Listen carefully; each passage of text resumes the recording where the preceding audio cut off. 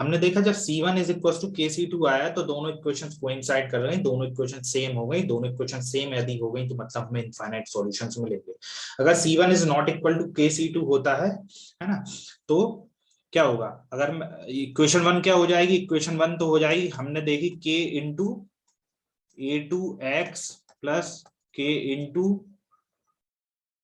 B2Y plus, है ना, KC2, ये लेट से ये कुछ हो गई PC2 का, है ना, P कोई कांस्टेंट है, हमने मान लिया कि अगर KC2 के बराबर नहीं है, C1 is equal to late से PC2 के बराबर है ना, कोई C2। ठीक, ये है। तो यहां से क्या मिल रहा है? K टाइम्स ऑफ K अगर कॉमन लूंगा तो A2X plus B2Y plus PC2 equal to 0, है ना। ये मेरी कौन सी थी? ये इक्वेशन वन ही थी, ये में क्या है? मेरी इक्वेशन 1 है। इसी को मैंने कन्वर्ट कर दिया इस इक्वेशन में। यदि A1 की वैल्यू KA2, B1 की वैल्यू KB2 और C1 की वैल्यू PC2, ये इक्वेशन 1 है। और इक्वेशन 2 क्या थी हमारी? इक्वेशन 2 थी हमारी A2X plus B2Y plus C1 equal to 0।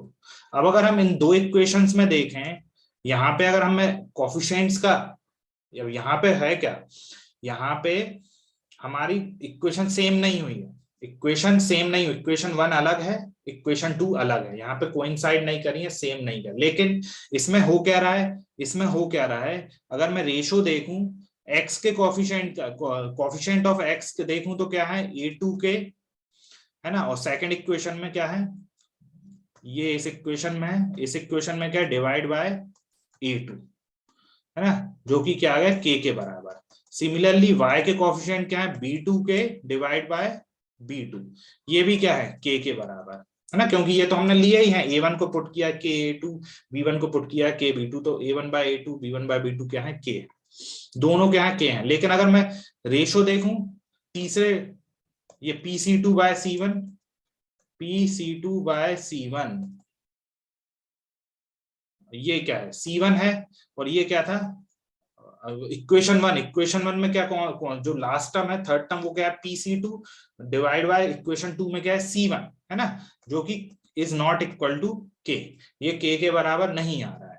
तो यहां से हमें क्या आ रहा है? जो इक्वेशन 1 जो कन्वर्ट हुई है, इक्वेशन 1, लेट से मैं अब इस इक्वेशन को नाम दे देता हूं,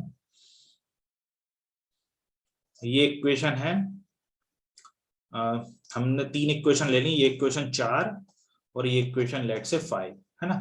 अब जो इक्वेशन 4 है वो कौन सी है? बेसिकली इक्वेशन 1 को ही हमने क्या कन्वर्ट करके इक्वेशन 4 कर दिया है, और इक्वेशन 5 हमारी कौन सी है? जो इक्वेशन 2 थी। तो यहाँ पे अगर देखें इक्वेशन 1 जो कि अब 4 हो गई है, इक्वेशन 4 और इक्वेशन 5 क्या है? इसमें इसके जो कोफिशिएंट्स के टर्म्स देखेंगे तो A1 बाय A2, अगर मैं यहाँ पे, अब ये क्या है? ये पूरा टर्म क्या है? ये लेट से A1 है, ये A2 है, कैपिटल A2 ले लिया, ये क्या है? B1 है, और ये क्या है? B2। ये टोटल क्या होगा? लेट से इट इज कैपिटल C1 और ये कैपिटल C2। ठीक है, ये कैपिटल C1 क्योंकि यहाँ पे स्मॉल A2। अब अगर इस इक्वेशन में देखें तो अब कोफिशिएंट क्या है? ये है कोफिशिएंट KA2, है ना, पूरा, तो इसको मैंने मान लिया कैपिटल A1।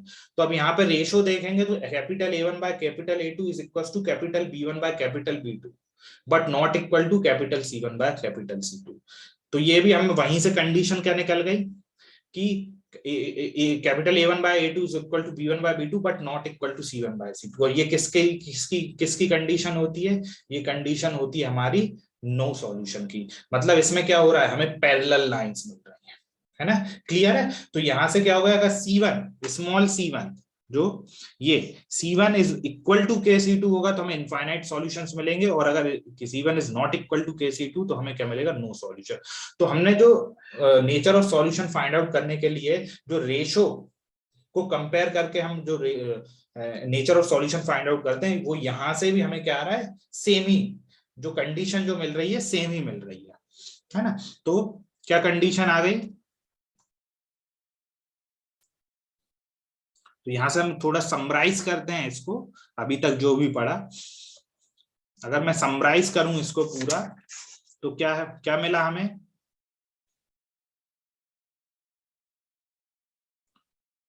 अगेन अगर इसको मैं पूरा समराइज करूं, हाँ, तो क्या मिला? पहला तो मिला when a1 by a2 is not equals to b1 by b2, तो हमें क्या मिला? हमें यूनिक सॉल्यूशन, है ना? हमें क्या मिला? Unique solution. ये हम ऑलरेडी देख चुके हैं, है ना?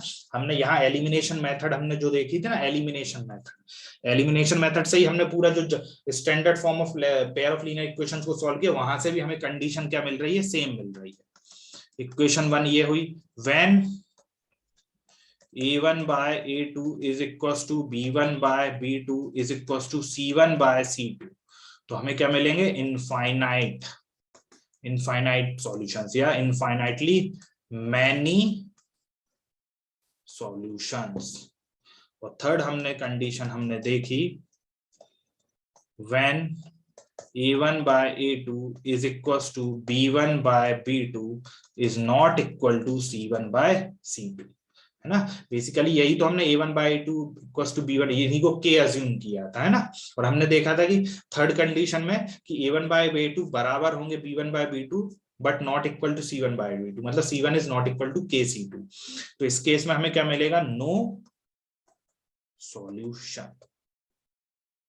तो हमने जो कंपेयर किया था रेशोस से, हमने nature of solution find out किया था, यहां से भी हमें क्या मिल रहा है? सेम ही मिल रहा है।